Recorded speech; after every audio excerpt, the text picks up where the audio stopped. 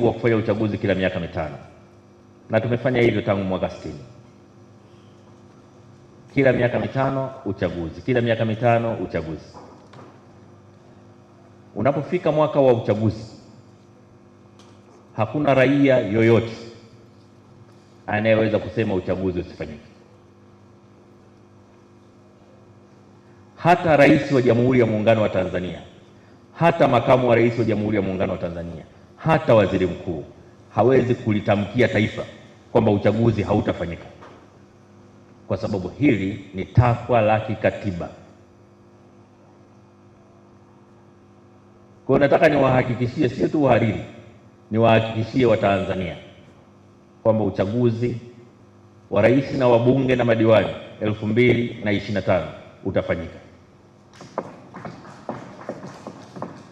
Lakini pia nitumie nafasi hii kusisitiza kwamba pamoja na haki ya raia kugombea na kuchaguliwa, ni kosa kubwa kukilazimisha chama chochote cha siasa kuingia kwenye uchaguzi. Nataka niwape salamu ndugu zangu wa Chadema.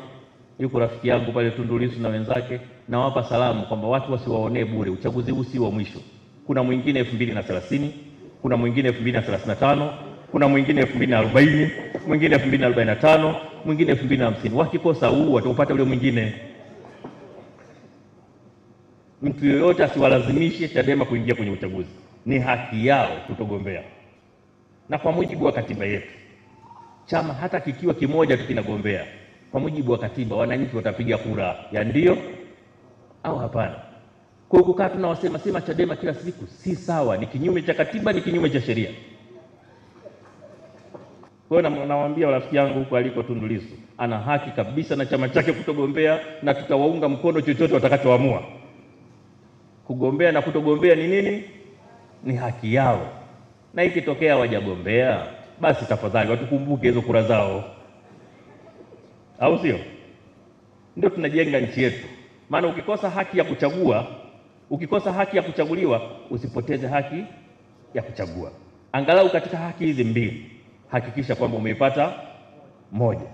Ukishindwa kuchaguliwa, basi chagua. Unakuwa umejitendea haki kama raia wa taifa hili. Na nina hakika rafiki yangu Tundu Lissu na wenzake hawatakubali kuzipoteza haki zote mbili. At least ya kuchagua wataitumia vizuri.